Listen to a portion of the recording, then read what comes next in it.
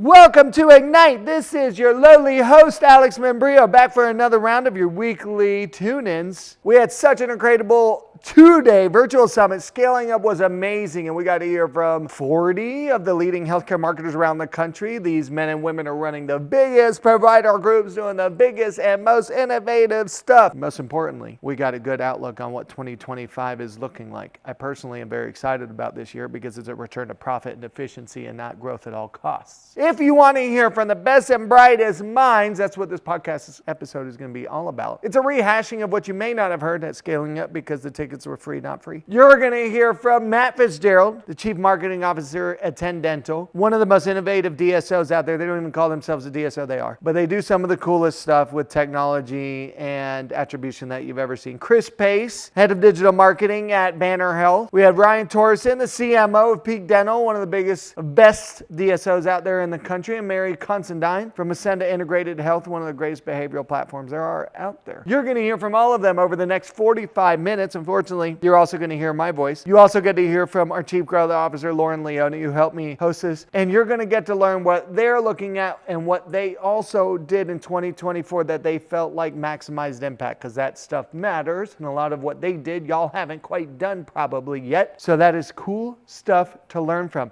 I hope you enjoyed today's lesson. Guys, we got Mary Considine from Acenda. Mary, you there? I'm here. Good morning. What's up in Philly? Morning, Mary. Morning.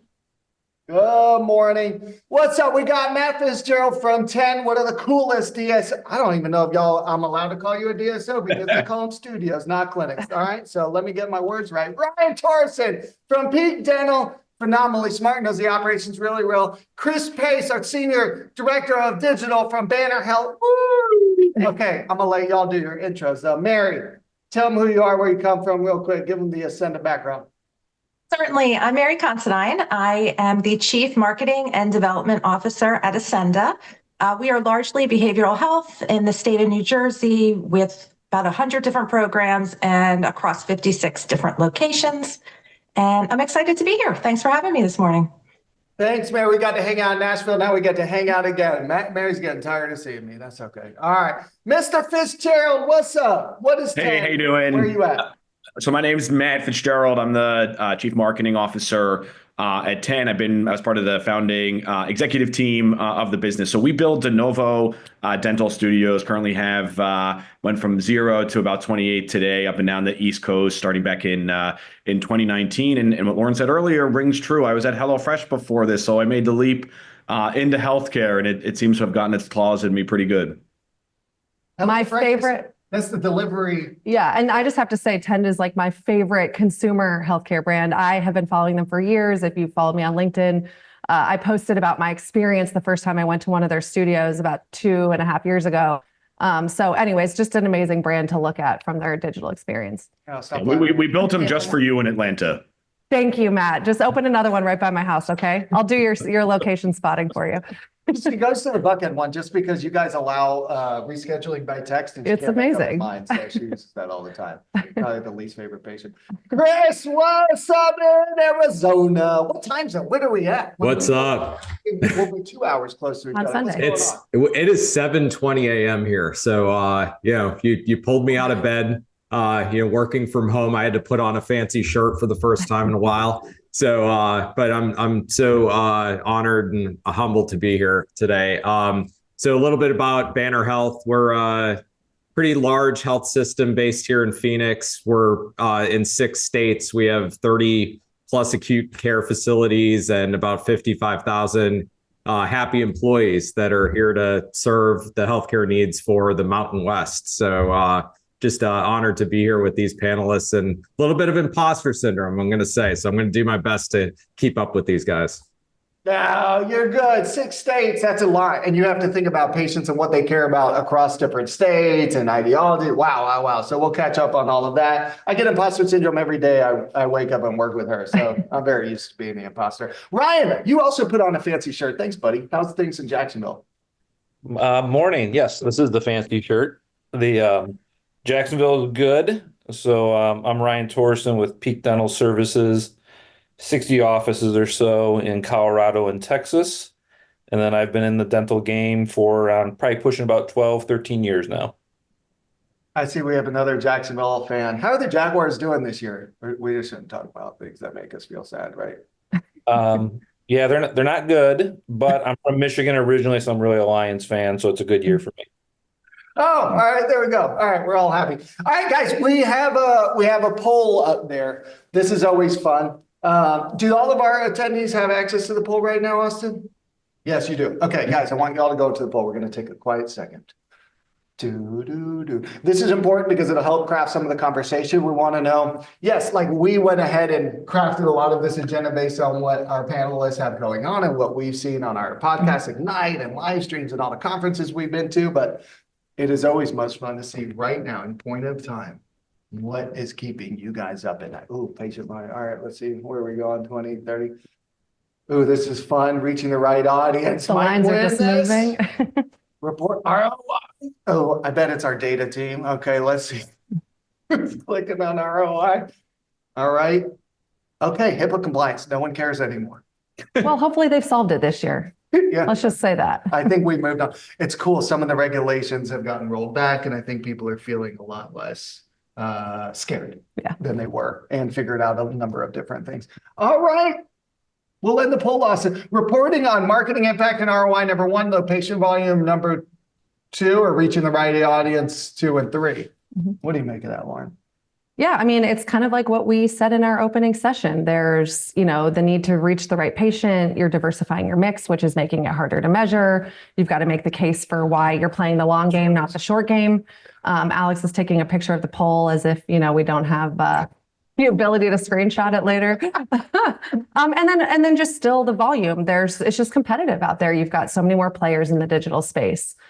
So you've got to be a little bit more crafty on how you increase your volumes. And right now, a lot of businesses are looking for year over year, same store growth. It's not all about increasing efficiency. It's about growing. Yeah, and proving it. I mean, look at what won at the end of the day, ROI, proving ROI. So we're going to talk a lot about that. We can stop the share if you don't mind, Austin, and we'll get right into the conversation.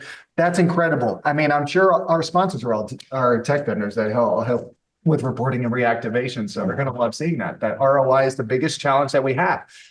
I think partially probably brought on by the macroeconomic factors. There's a lot more pressure being put on marketers to prove every dollar. And that makes things doubly tricky when you have to expand into channels that don't provide the direct attribution. Yeah, we're going to do a session on it later. So we'll dive in if you guys are around later today. Join our session on media mix modeling. Maybe that's actually tomorrow, where we're going to talk about alternative ways besides just, last click or multi-touch attribution. Yeah, I love it. We've run experiments with our clients and it really works. All of the stuff you guys are doing for brand building, 10's really big on that. So that's really cool. All right, Lauren, kick us off. I think, the opening question we wanted to put to everyone on the panel, and I'll kind of go around, is, the role of the marketing leader at the organization has changed. We talked a lot about operational alignment. You guys are experts in IT, HIPAA law. I'll start with you, Matt, just kind of in general, how do you see the role of the marketing leader at Tend? I know you're one of kind of the founding members of the executive team as well, so you wear many hats. Talk to us about kind of your advice for other marketing leaders listening in. Yeah, I'm actually trying to make the pitch internally that the word marketing is actually a little antiquated in today's, operating environment. I was actually speaking to a general partner at a consumer agency and also VC firm. And when I just kind of listed off all the things that a marketing leader does these days, he's like, wow, you're not just distributing ads anymore. I mean, when you start to look at the digital product on the site, CRM systems, a lot of the back end analysis, maybe around patient satisfaction and kind of constant improvement. So I think you just have to have a far greater skill set and kind of toolkit to be able to operate both digitally, offline, kind of throughout the patient journey, right? You're not just handing off to ops. You really aren't, right? You're trying to create a successful one-to-one interaction with the clinical staff, at least at our physical locations. And so I think it's a little limiting to kind of box yourself in as just a marketer when you really, in a modern brand that's growing, you kind of have to deliver that exceptional experience across from first touch to hopefully a retained patient long-term. Matt, have you come up with a fancy new word for it yet? Can we No, the coin it? ones Is that this could. going to be? I wish. Some of them I disdain, but people throw out chief revenue officer, chief commercial officer, chief growth officer, which certainly could be inclusive of a geographic strategy of expansion. So there are some I think that are more reflective of a modern marketer's plight. Yeah, absolutely. I love it. Ryan, in the dental space as well, would love to hear kind of how what you see as the marketing role at Peak. Yeah, it's a good one. So I think Matt touched on a lot of it, but marketing is no longer just, hey, do the digital buy or the television ad buy from back in the day. You really have to own top of funnel to bottom of funnel. So that is schedule the patient and then validate the ROI that they actually showed up and got the procedure done. So with that in mind, like you need to know system flows. Like Matt said, you got to work with the operations partner big time now. And I do think people are still looking to marketing to be relatively a thought leader still in their organization or in their space. So as marketers, we do need to be probing things like, hey, what's the AI technology? How am I going to bring that in? Maybe can help my call center because it can translate the language right on the call automatically. And I don't need foreign agents. They can still be US based, but they can speak Spanish automatically. Down to, just other areas in the business and how can you use it, right? Like AI to create videos, things like that. So marketing's kind of morphed into that realm there. It's patient flows, understanding the operations, and then what I would call is like still do the day job, right? Make sure you still create the ads and everything. Yeah. Crazy that the day job is Yeah, the job. The day job is just the thing you do in your sleep, right? Mary, do you have a COO that you're partnered with that you have to meet all the time? I mean, y'all are so big that you've got to be driving demand to the right locations with the right capacity for the right service line. How do you balance all that? Do you have a business partner there? Yeah, absolutely. Several. And I think, I definitely agree with what they just said. I think it would be wonderful if there was a different word and a different name. I think that would help with my interactions, particularly with operations. I think, there's these antiquated views of marketing.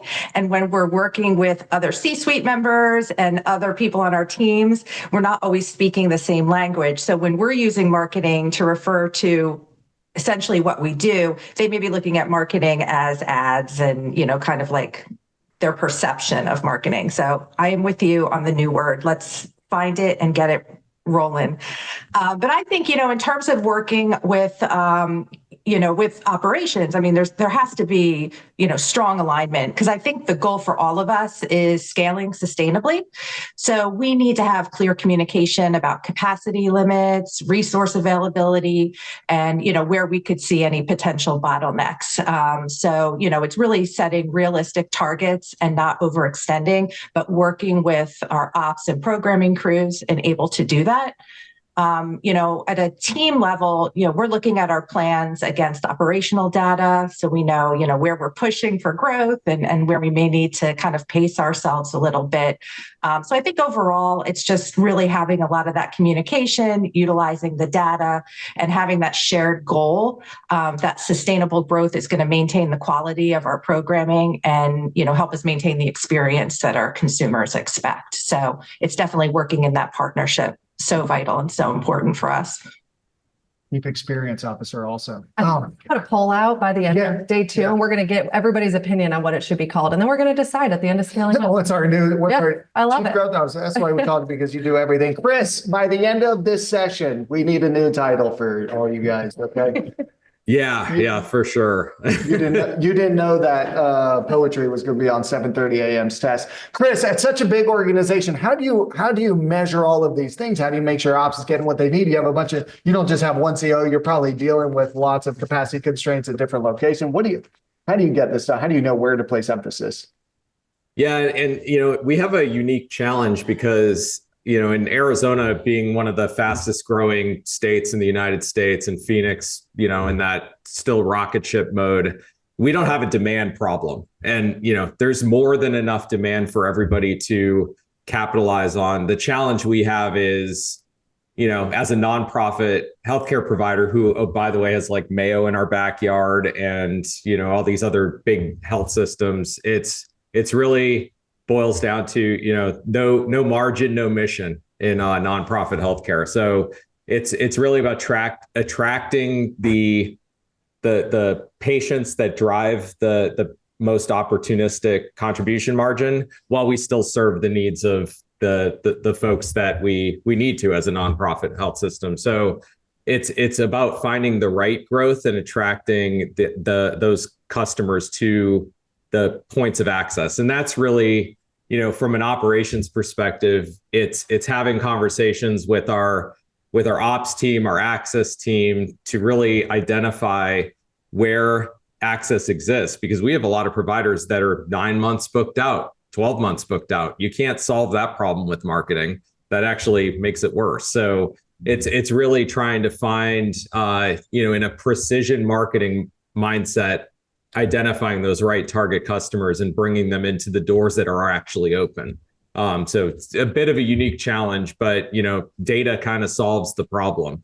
And I think that's where, this legacy of marketers being known as promotions people, and in health, dinosaur legacy healthcare, it's really like PR teams that have been foisted into the modern marketing machine and trying to keep up with trends and keep up with demands. But, I think at the end of the day, data helps you get out of the guessing game. I like that. And my favorite part of that, no margin, no mission. At the end of the day, that's the point, whether it's nonprofit, for-profit, private equity backed, or, or mission driven. At the end of the day, no margin, no mission. We have to be driving patients where there is care that can be provided. So yeah, that's awesome. And you have to apply that and look at the whole swath.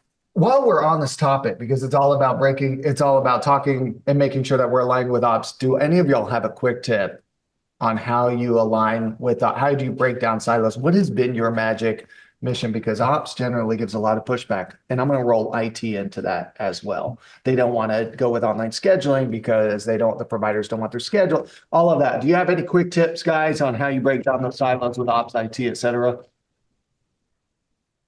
Yeah, I can jump in on that one. It's old fashioned, right? Talk to them. Reality is they're facing business challenges too within their silo. Those are eventually going to roll up into the company goals and what we got to accomplish. And so ops, I've always found, or, particularly ops, if we can make their life easier, they are willing to have that conversation. And that's kind of the way that I approach it with them. IT is a little bit different because they function a little bit differently. But, sometimes with that IT conversation, same thing, like I probably can't make your life easier, but let's talk about, again, system flows. How's this going to work? And then, what's best for the business? And then if you get the IT pushback a little bit, I think you do have to be firm and hold your ground and say, hey, that's great from a tech standpoint, but legitimately, like, this is how I need this to flow so we can move this forward. So I think it's just good old fashioned conversation and making your point solid. I like it, Brian. It's the why. It's how you negotiate or have conversations with anyone in your life. Like, here's what I need, but here's why I need it. We're, looking to accomplish a shared goal, and that is to make the patient's experience better. Matt, I know this is big on your plate because you own the kind of product side, which is obviously very heavy IT in kind of TENS online scheduling product. And I think I would also love to hear your thoughts on alignment with kind of de novo growth, because I know that's a way that you guys are continuing to meet patient demand. Yeah, there's a lot here, and I agree with kind of the frequency of communications, right? Clarity, purpose, really important. But one thing I try to stress with my team specifically is just kind of almost a mentality shift. There are going to be times where the marketing organization, which is inclusive of our call center as well, is going to take the lead, right? They're going to be the lead stakeholder in a project and rolling something out. Maybe it's launching a new studio. Maybe it's in kind of influencing site selection and name, right? Because if you miss by a block, it can be crickets.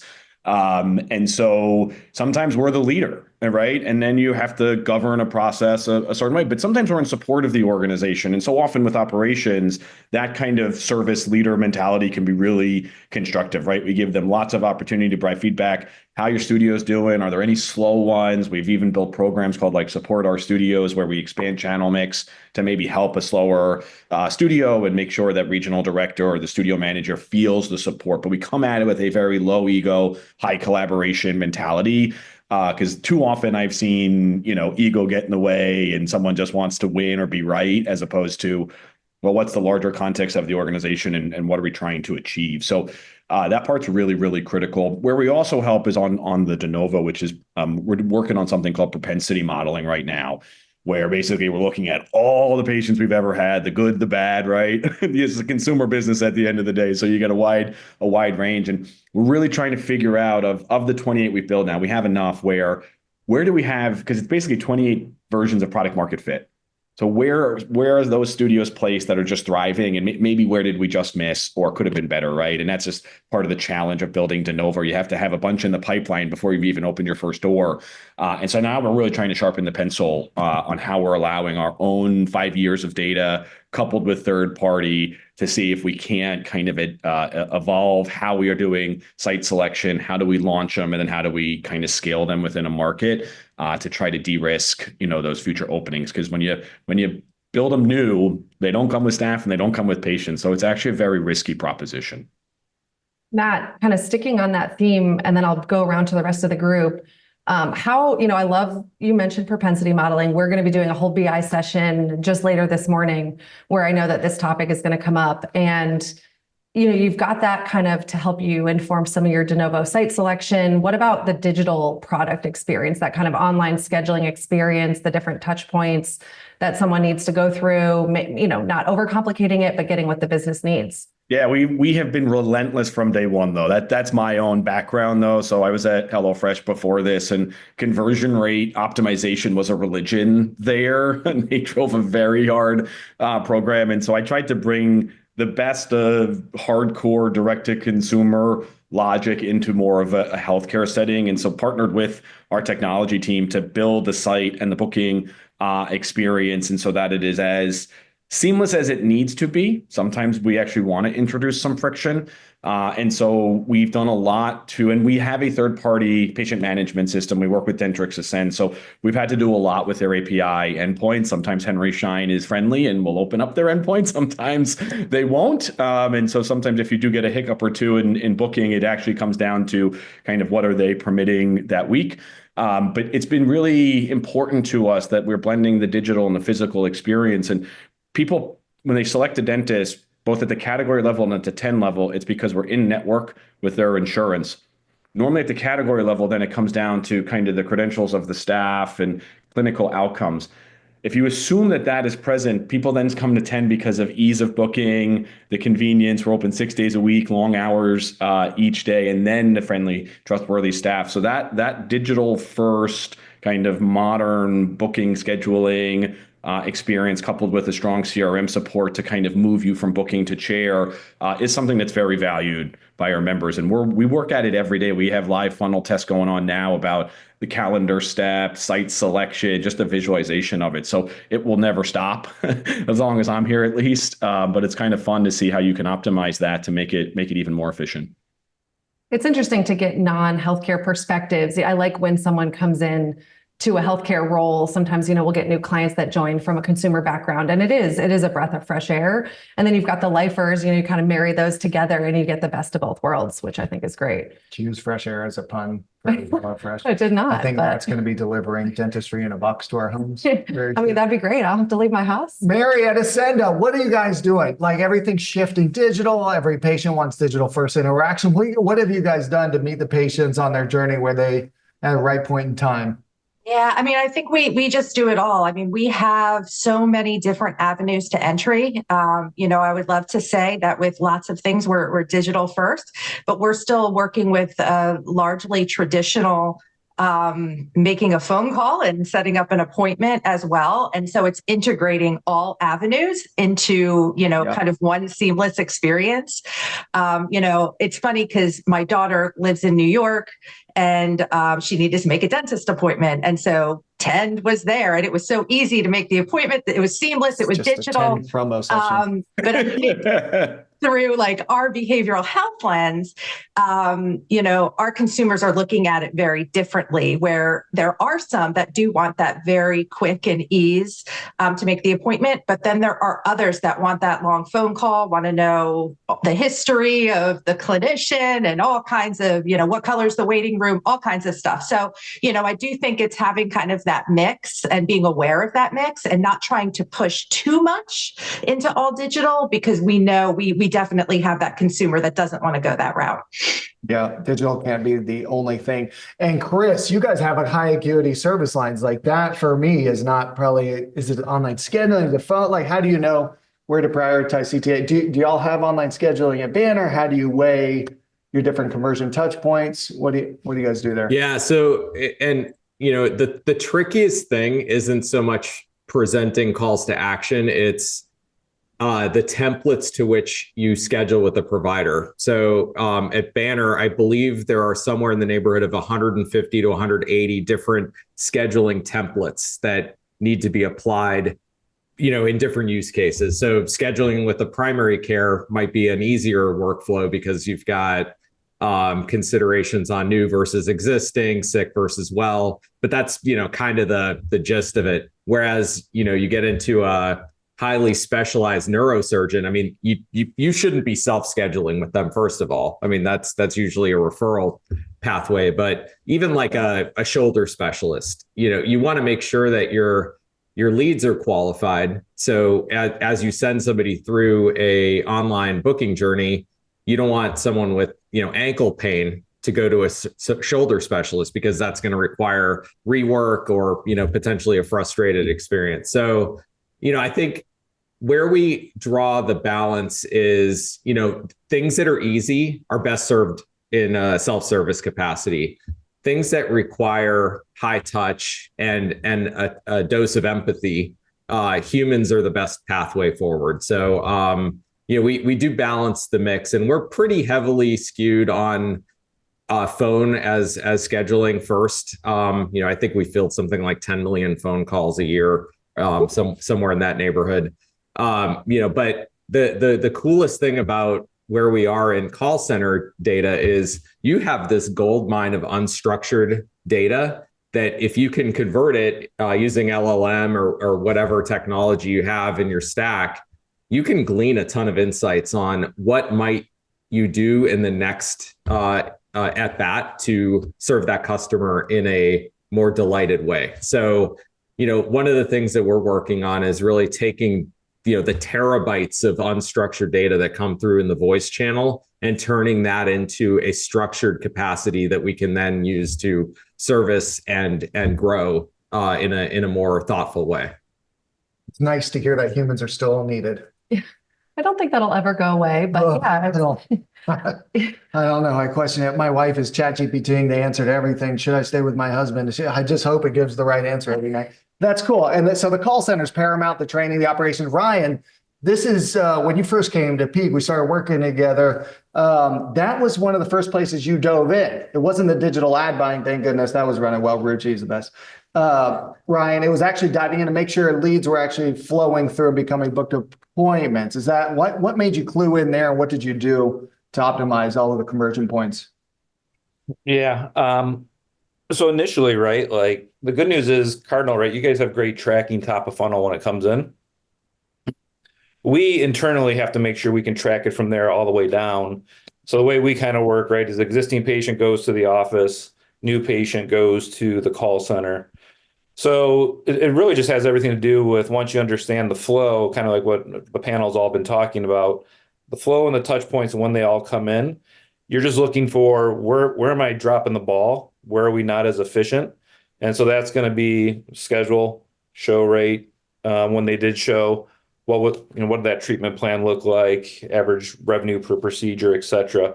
So once you start looking in there, circling back to like that ops conversation, you get into great, if the handoff is to the call center here, marketing did their job in theory, great job, kudos, cost per lead's good. Everyone likes that. I don't so much look at things like impressions. Nobody ever believes the 3 billion impression number. And then really just from there, it's just, like I said, just tracking it through the system. Hey, great. like Chris was saying, how effective was my call center? We have a great relationship with Patient Prism. They're analyzing those calls with AI and everything. It can serve up, like Chris was saying, hey, this was a missed opportunity. It was actually a new patient opportunity, but we dropped the ball. Because at the end of the day, the business impact metrics, that's what everyone's going to care about. So to answer the why do I look there? At the end of the day, as much as I got to drive leads, I got to make sure, use the old fashioned term, right? You're getting butts in seats or whatever is what people say. But we just want to make sure, hey, it's working. And then, from there, that let us into what some of the panels already talked about. What does capacity look like at each office? And like in our world, oral surgery generally will be a referral versus a, direct patient booking, things like that. So then you just start playing with your, as you know, Alex, like what we do with the Cardinal funds. Then we start shifting things around. Hey, this office is booked out for the next 120 days. Take those dollars, put them over here to an office that can get them in within the next 10 days or something like that. It's just a better stewardship of the marketing budget is what it comes down to. Is looking at the end business metric. By the way, shout out to Patient Prism. We have phenomenal sponsors, guys. These are the leaders in all technology. You'll have to go check out the booths and hear from. I'm also going to be speaking with Amon from Varsity, which is awesome. They're going to be presenting a case study. Very cool. That we got Line, Call, Real, Bravium, and Red Spot Interactive, guys. These are the machine. When we saw on the poll, ROI is the hardest thing to prove, guys. A lot of these technology partners of ours help make that happen so that we all stay employed and get more budget the following year. Lauren, what else do you want to touch on? We got so much. I want to know from Mary, we're talking about all these different technologies and leveraging patient data and going in and finding those breaking points. Behavioral health is a very sensitive category, and you have to make sure you're using that information in a way that builds trust and doesn't degrade it. Like, how do you think about identifying those points and potentially working with clinical staff as well, just to really make sure that you're building trust? Yeah, absolutely. I think for us, like our blog, we call it the Mental Health Resource Center, is our most successful top of funnel tactic. So, for us, it's having lots of alignment and lots of collaboration with our clinicians. So they're able to inform us on, what we should be talking about it and how we should be talking about it. We kind of have this like clinician as translator type of mentality where we're not assuming that we know what to talk about. We're really kind of digging in deep and really trying to get their insights. And then we are turning it into kind of plain knowledge that, is easily digestible, to really anyone. And, we've done a lot of different things to do that. We've come up with a whole strategy to involve clinicians a little bit more into our work in marketing. But some of those things, the easiest things have been most successful. Portal on the intranet where clinicians can just feed us ideas. They don't have to do anything else. Like there's no writing, no nothing. Yeah, you just have to feed us ideas. And that's all. That's what we need. And that's been very successful for us. And just kind of, developing that communication and, understanding, because they're on the ground. They know what people are looking for. And, we know the digital space, we know, keywords, we know, we can do all of that. But I do think we have to work together. And I think it does bring it back to that human touch mentality, not just talking in terms of digital and data, but also in terms of, the real human experience and what that feels like. So I think it's kind of morphing all of those together, to have a more successful marketing strategy overall. Mary, that's it. I love the idea of the portal. I see like the thumbs up popping up on the screen here. People are like, wow, that's a really cool idea. How does any of that come into play with recruitment? Like, does the marketing function support recruitment there? How much are you guys kind of helping to plug those gaps in the organization as well? Yeah, I mean, at Acenda, we have taken a larger role in recruitment than we thought we would ever, so it really has been, I think all of us, when we talked on our panel call, workforce challenges are just huge, I think, for all of us in healthcare. And so, having marketing be a key piece and a partner with your recruitment team has really been vital and has really moved the needle. More investments in employer brand, more investments in, advertising, recruitment, all of that. But on the marketing side is certainly, something we've been much more involved in that than we thought we would ever be a couple of years ago. But I do think it's been very successful. And I know the other panelists have similar challenges as well. Chris, are you getting tapped to support recruitment or acquisition at all? So I would say yes. And I think really where we align best is on brand attributes and really everything centered on Banner's mission, making healthcare easier so life can be better. And initially, when that mission statement was launched, it was around the customer, and that's a pretty bold shift from where I guess 8-10 years ago, where healthcare systems were. It was all about outcomes and like we're number one, chest pounding messaging, and Banner took a different approach.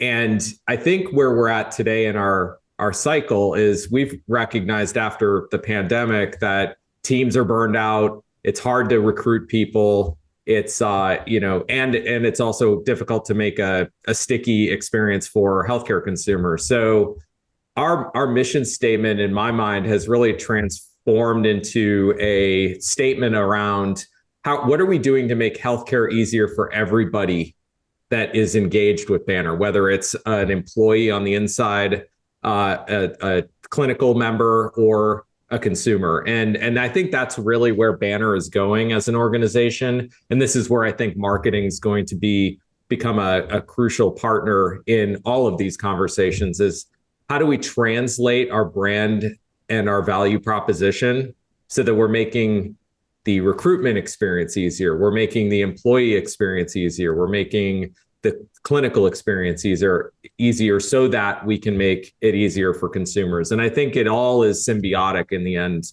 And I think that's where marketing, is a great business partner. And we think about things in a pragmatic way that are not tactical. And so we can really have these dialogues to help support all angles of the business. Yeah, making Banner easier to access for whether you're looking for a job or looking for care.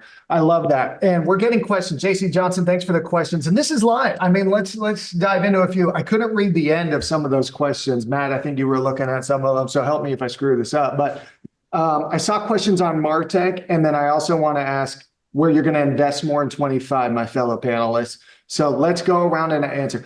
Matt, favorite piece of marketing technology, and where are you investing more in 25?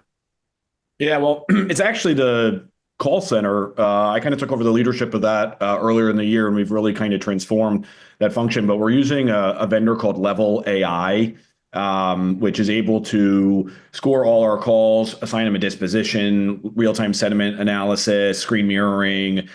So we actually can go really, really deep into the calls to help train our agents to then get them sharper in terms of scheduling and patient need and just kind of the quality on the phone. It assigns kind of the satisfaction score at the end. So that's actually been like a huge development given just the sheer call volume that we're able to drive. And we wouldn't be able to do that. I think we're going to be doing two newish things. I would say we're going to be really increasing our investment in SEO and kind of content creation, right? Dialing up our clinical capability and credibility a bit more, and looking at some options in syndication. Actually, how can we attempt to use like earned media and organic coverage for broader distribution in our local market? So those are two areas that are kind of actively being scoped as we speak. I love that. SEO is not dead. Alex is so happy to hear that. I started this as an SEO company almost 16 years ago. So thank you. Still alive and well, still drives patients. You guys looking at it as awareness or a patient acquisition tactic? It sounded like, Ted, you really go for brand. Is it? Yeah, I was going to say, I mean, I think what we want to do is kind of just increase awareness and kind of traffic to site. I mean, as you would know, Alex, SEO is a million things. It's not one article on a blog. It's, site speed and how you're building the back end and how many links can you drive. So there's just a totality. We've done this a few times. It's just that, we have a board that does not want to give money to Meta and Alphabet, if that surprises anybody. And so they have challenged us to find alternative pathways here. And that's certainly one of them. Tell the board there's no avoiding it. I tried. They're gonna get your money. Ryan, favorite piece of technology and thing you're investing more in next year? Favorite technology is probably two right now. We have piloted it. It is through Patient Prism, what they call it. I call it Web Lead Connect. I'm not sure what they totally call it. but it's the form fill comes into your website, but now it connects to an agent in 60 seconds or less. So we're definitely intrigued with that because we think that'll help us book more appointments going forward. And then a person on my marketing team, we have started to play with creating videos through AI. So instead of sending the shoot there and trying to line up a doctor for a day or so, which we still do, it's, some of those other requests, can we knock it out with the AI and create it all from quote headquarters and it be very lifelike, things like that. So those are probably the two technologies that we're playing with the most right now. Good. Practical application of AI. Yeah, where are you investing more in AI or something else next year?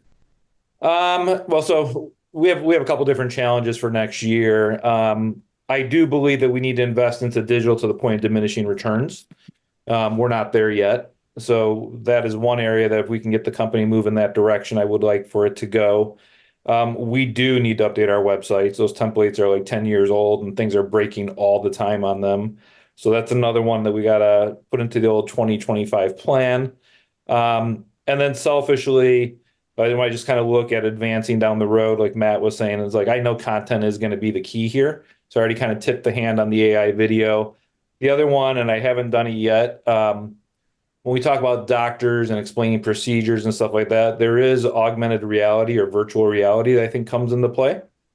And I think that there's a way to build that in. I don't know if that happens in 2025 or if that's a 2026 type thing, but that is definitely piquing my interest of an area that I'd like to probe. Yeah, very cool. I haven't heard that one yet. All right, very good. Mary, so we got 2 minutes, and Chris, be ready. Mary, favorite piece of technology where you're investing more next year? I mean, I would say technology-wise, we have invested a lot in our internal. So we have a new ticketing system. We kind of act as an in-house agency. And so we've put a lot of investment, both, brain investment and monetary investment into building a product where, the ticketing system, when requests go right into our project manager, everything is assigned and we're able to kind of like seamlessly, work as a in-house agency. It's been really great. And it's been well worth the investment of time on that. Favorite technology other than that, I mean, next year, we're definitely investing more into brand building. I mean, that's going to be a key investment that we'll be making.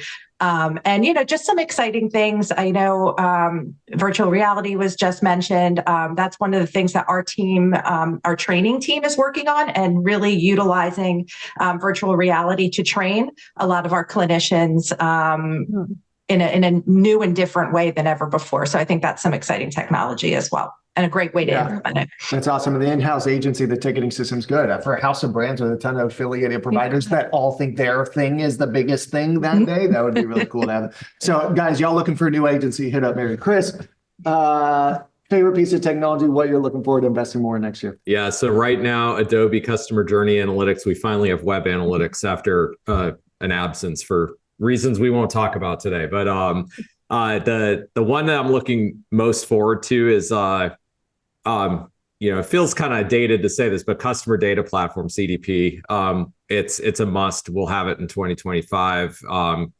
Building it out in a federated way across a big organization's not easy. So, but we want to do it right because I think it has the biggest impact we could possibly have going forward.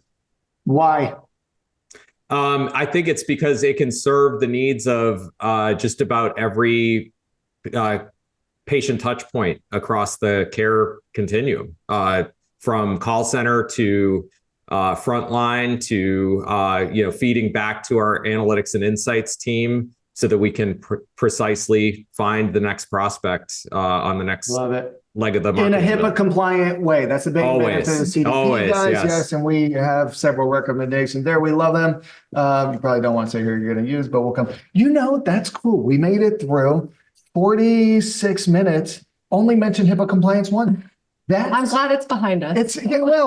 Not for these guys maybe, but like most, it's not the main talking point anymore. That shows how far the healthcare marketing community's come in a couple of years. And thankfully, some of those regulations have been rolled back. We got to roll into the next one. Panelists, I can't clap, it'll screw up the sound, but thank you so much. This was a great way to kick it off. So good to see you guys.